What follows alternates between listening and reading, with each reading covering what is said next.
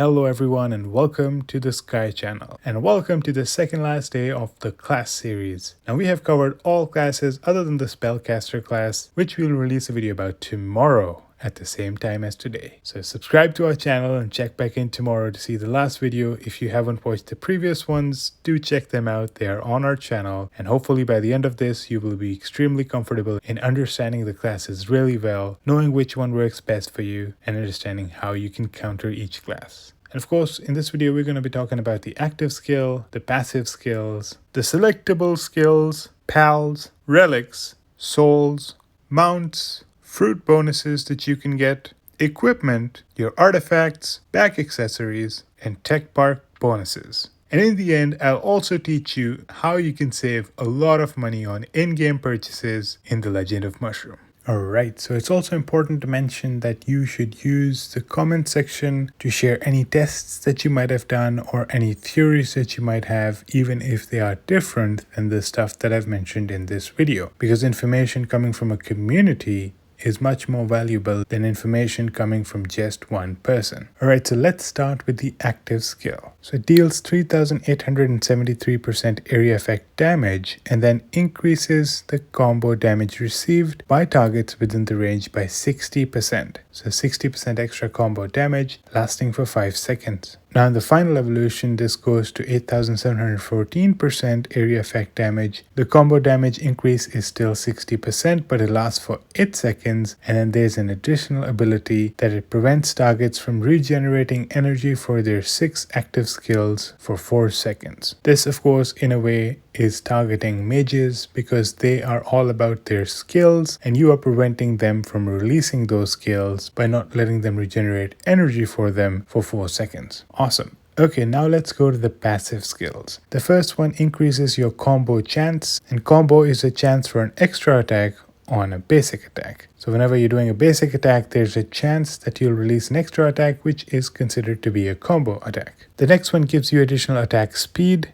and allows you to ignore evasion, which is great because you are a class focusing on offense stats, so attacking more often and ignoring evasion, meaning that the opponent is not going to be able to dodge you as often, is definitely useful. Next, you get an additional critical damage bonus of 70%. Now criticals make your attacks do a lot more damage, so an additional bonus to that damage is always welcome. For the fourth passive skill, basic attacks have a 50% chance to deal extra damage equal to 1% of the target's current HP. This is great, especially if you're dealing with a very tanky opponent, and of course its effect is more impactful when the opponent's health is full as opposed to when the opponent only has like 10% health left, because 1% of 10% is 0.1% of the maximum health. So this can allow you to do a lot more damage in the beginning of the battle, reducing their health by a lot with your basic attacks. And of course you have a decent amount of attack speed, so you do a lot of basic attacks, so this can be fairly helpful. In the final evolution, it guarantees that your basic attacks deal extra damage equal to 1% of the target's current HP, which is amazing because earlier it was 50% chance, now it's 100% chance. Especially early in the battle when the opponent has full health, you will slice through that health fairly easily, and then as the health goes down, you will reduce your damage as well. Finally, the last passive skill, after a critical hit, your attack goes up by 40% for 1 second, which is a pretty good boost in your attack. That being said, it's just 1 second, so you do need to keep on doing a lot of criticals very often if you want to maintain this 40% additional attack. Okay, so to summarize, this class is a little different from the crossbow class. The crossbow class was all about combos. This is an interesting mix between combos and crits. Nevertheless, it is still a class that focuses on offensive stats because both critical and combo are offensive stats. Now what we're going to do is we are going to build our class based on the things that it is already good at. Alright, let's jump to our selectable skills. And let's start with Nature's Renewal and Shroom Shield, two really good skills. One of them gives you the recovery of 30% of your maximum health, and the other one gives you a shield equal to 20% of your maximum health. Now using them together is quite tricky because, well, in the start of the battle you get a shield, so you have full health and a shield, and Nature's Renewal gets released but you have full health, so it's not really healing you. This generally makes Shroom Shield a little bit of a better option for you, as the shield really doesn't fail. Moving along easy breezy and take it slow can be fairly helpful to increase your survivability. Easy breezy reduces the attack of your targets, while take it slow reduces the attack speed of your targets. Both of them, of course, help you live a little bit longer. Coin Bomb is interesting because it increases the basic attack damage that you do to your targets by 35%. Now, you aren't about skill damage, you are about combos and you're about basic attacks, so this Coin Bomb can be fairly useful for you.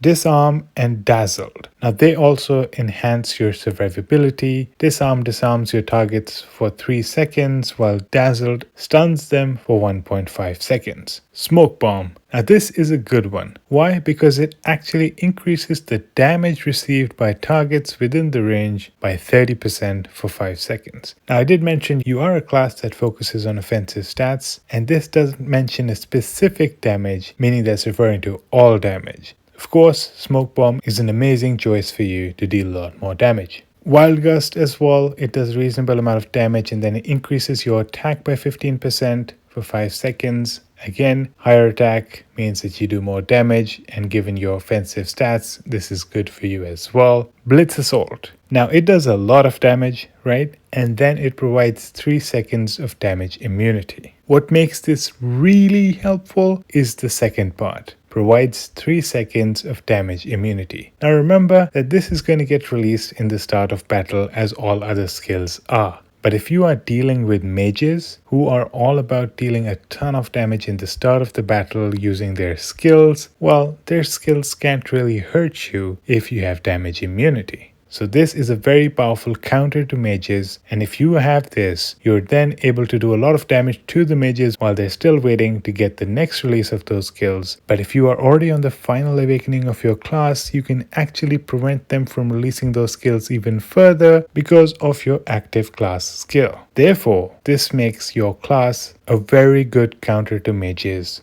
especially if you use the Blitz Assault. So definitely a must-have for your class because it can really help you against mages. Blade Piece is quite interesting. It deals a bunch of damage and then it actually makes your opponents lose 1.5% of their maximum health per second for 5 seconds. That's 7.5% of their maximum health, which is quite neat, and of course it does a bunch of damage other than that as well. Clone Strike is an amazing choice of a skill as well. In a way, it's like a shield with 30% of your health, so it enhances your survivability. But look at the next part. The clone lasts for 10 seconds and deals 200% damage with each basic attack. You are all about basic attacks, and guess what? The clone can also do combos, making this not just something that enhances your survivability, it can actually deal a bunch of damage to the enemy as well. So definitely a must-have skill because it can actually take you very far. Windborne Arrow. It does some damage and then it inflicts vulnerability for 5 seconds. Now what that's all about is that any non-skill damage that you deal to the target that got affected by the skill also applies an additional 100% extra damage, which is amazing for you because you are attacking the enemy quite frequently, right? And you aren't about skill damages anyway. You're about normal attack damages and combos, which means that you can stack a lot of extra damage to the enemy because of the Windborne Arrow, because you'll be releasing a lot of basic attacks and combos, and this skill will allow you to get an extra 100% damage with each of those attacks and combos. So a definite must-have for your class. You should try to get this as soon as possible. Finally, Whirly Snare. It does a lot of damage to the enemy and then it increases your crit rate by 10%. And for every 1% crit rate that you have, you get an additional 3% crit damage, and that lasts for 5 seconds. This is a must-have because remember, you are primarily focusing on 2 things: criticals and combos. And of course, if a skill is all about criticals, you definitely want that skill as well. Additionally, I'm assuming you're going to have a pretty high crit rate altogether. And since for every 1% crit rate, it actually gives you 3% crit damage. So you can actually get a bunch of crit damage because of this skill during the 5 seconds while the effect lasts. Again, another must-have for your class.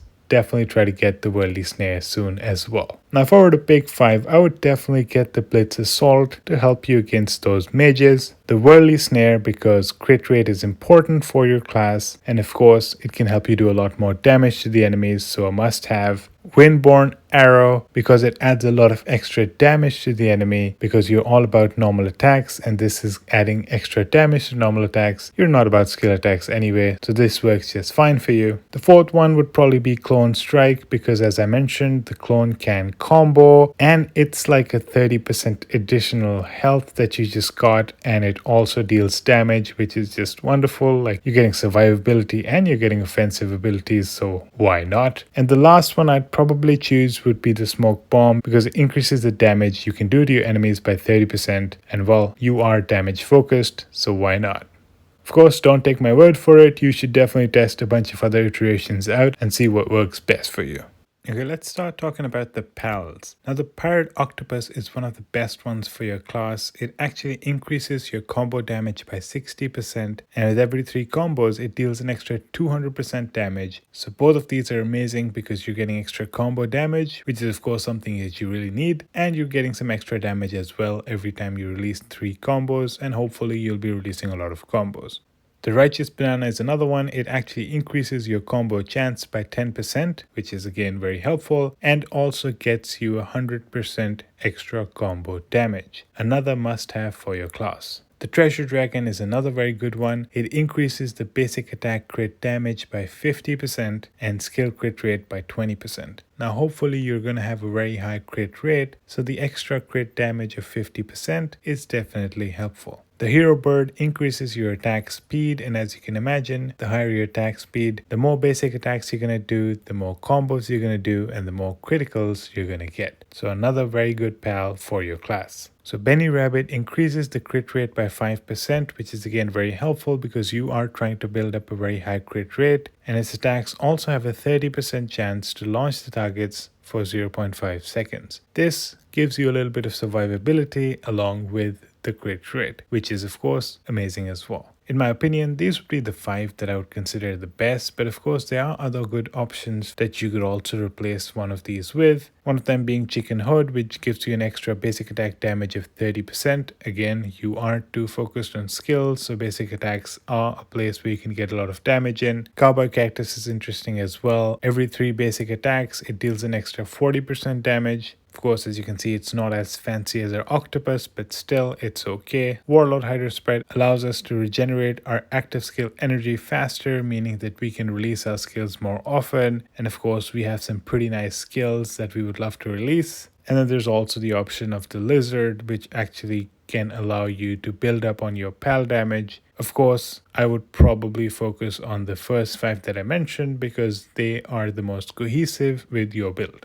Alright, let's start talking about the relics. Now for the green relic, I would probably go with the combo chance plus 10% mask, but of course the other good option would be the crit rate mask, which also gives 10%. Now of course you will pick the one that you have less of because you want to increase both crit rate and combo to very high percentages, so you can choose between one of these based on what you are lacking. The blue relic, I'd probably go with the Dragon Weave Circlet, which gives your dragon a 20% chance to deal damage equal to 0.5% of their own maximum HP. That being said, you could choose the Glided Eggshell as well, which allows your chicken to throw 5 eggs every 10 seconds, dealing a reasonable amount of damage. Of course, it depends on which pals you're using and which ones you want to maximize, and based on that, you can choose the one that works best for you. The purple relic, I'd probably go with the Metamorphic Crystal because you definitely should have the Octopus pal, and getting that extra attack speed is quite helpful. For the yellow relic, I'd probably go with the Flame Book to increase your attack by 1% per second up to 10% in 10 seconds. If you're struggling with survivability, you could go with the Stone Red Tomb as well, which gives you a bunch of damage resistances, allowing you to live a little bit longer. For the orange relics, I'd probably go with this one, which increases the duration of Worldly Snare by 50%.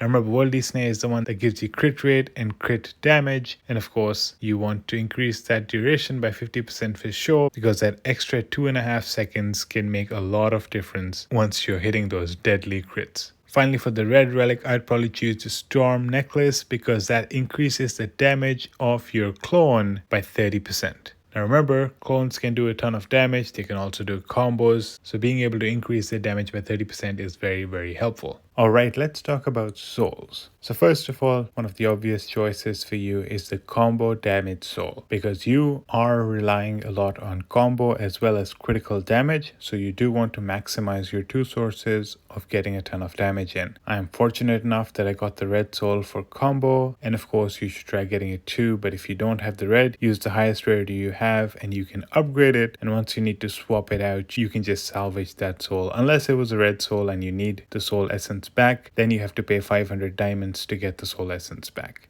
Okay, so other than that, the critical damage bonus, as I mentioned before, combo and crits are your two main sources of damage, so you want to maximize the amount of damage that you do, so make sure you upgrade this as well. Then there's the basic attack damage and attack soul. Again, both of these help increase your damage, so they are valuable as well. Of course, then there's the health soul that can help you live longer, which is useful as well. Now keep in mind that each of the souls that I mentioned, they also have their fusion if you're able to get the red soul too, allowing you to add an extra attribute to that soul. For example, for combo, you're adding the boss damage attribute. For basic attack soul, you're adding a skill damage attribute. And with the crit damage soul, you're adding the skill crit damage attribute. Now keep in mind that when you do fusion, you'll also get an additional random effect. So of course it's not just the two that you're seeing, there's a third one as well, which is random, making this even cooler. Now, of course, doing this fusion is helpful. It doesn't really harm you in any way, right? You're still getting the exact same combo damage, but you're adding an extra stat to it. So if you can afford doing this, it's definitely worth it. And you also don't know what the third stat is going to be. So this might be a reasonable thing for you to look at once it makes sense for you to be able to get those red soul 2s. Alright, talking about our mounts, of course, they're an amazing way for you to get a lot of stat bonuses, health, attack, and defense. You also get a bunch of evasion, which is helpful for you because, well, if you're dodging, you're not getting hit, which means you can live longer. If you go to the Empower tab, you can actually get one of these attributes at random. I got the skill damage one, but of course, I would have wanted the basic attack damage if I were you. That being said, of course, it's random, so you don't get to choose. Then you go to the Advanced tab, and there are a bunch of advanced mounts that are fairly helpful. One of them being the Pyre Breaker, which actually gives you crit rate and crit damage, starting at 1% crit rate and 5% crit damage in the first second, and then after 20 seconds, you're looking at 20% crit rate and 100% crit damage. Given you're all about crits and combos, I'd say the Pyre Breaker is a very, very good choice for you. And if you look at the mount effects, it actually helps you ignore evasion as well, which again is something very important for your class. Pyre Breaker also happens to be extremely cheap. You only need 10 Skyrider passes and you can buy it from the Rush store. So of course, this can be a very good choice of an advanced mount for you to choose. Moving over to the more expensive mounts, the White Tiger is good as well because if you have higher health than the opponent, you actually get 15% increased damage. And of course, if the enemy has more health than you, then their attack goes down by 10%, which is good. You also get a 10% additional global basic attack damage, which you get once you unlock this mount. You don't actually have to use it, you just have to unlock it.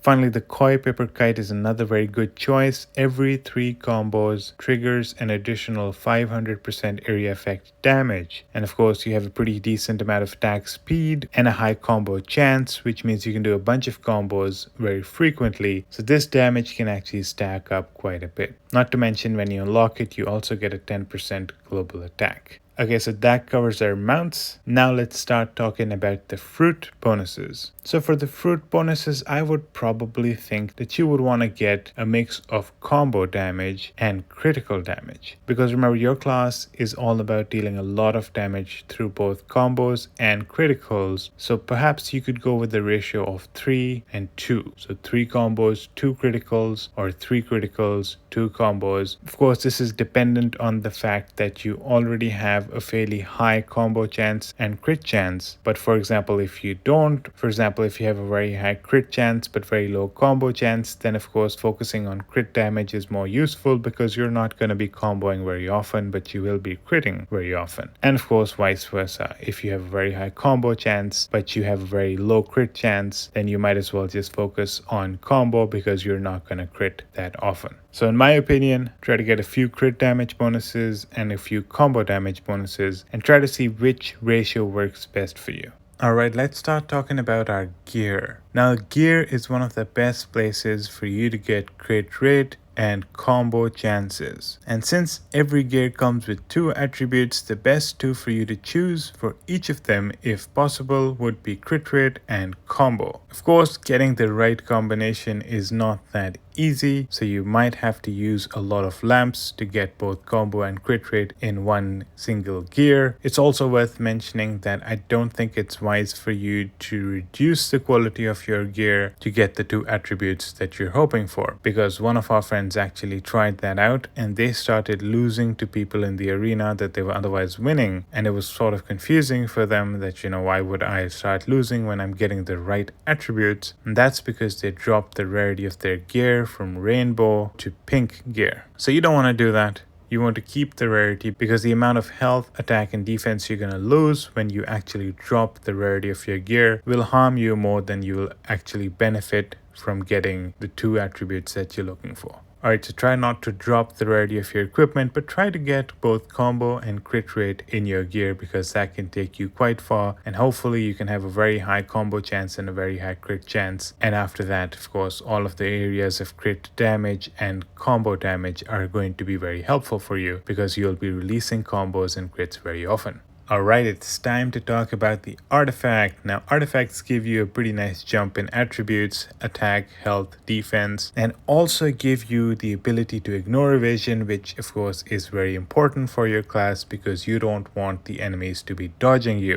That being said, you can see that leveling up the artifact gets very expensive, and right now from level 27 to 28 I need 8,097 hammers, and the only reliable way to get that is by doing a lot of rush events and actually getting through all 4 rounds of that. If you haven't seen our rush video, I think that should be a very good next video for you to watch, because it'll teach you how to collect a lot of hammers. Now, when you go into the Morph tab, you actually have advanced artifacts as well, and the 2 that I find the most interesting is the hammer, which essentially allows your combos and basic attacks to deal an additional 30% area effect damage, which is great. It also gives you a global basic attack damage when you unlock it, and the Candy Gatling gun, which essentially allows your combos and basic attacks to unleash 1 to 5 bullets, each of them doing 10% of your current basic attack damage, which essentially means you're doing between 10 to 50% of your basic attack damage extra every time you release a basic attack and a combo. Of course, that is pretty deadly and definitely a good choice as well. And once you unlock it, you actually get an extra 10% global attack, which is great as well.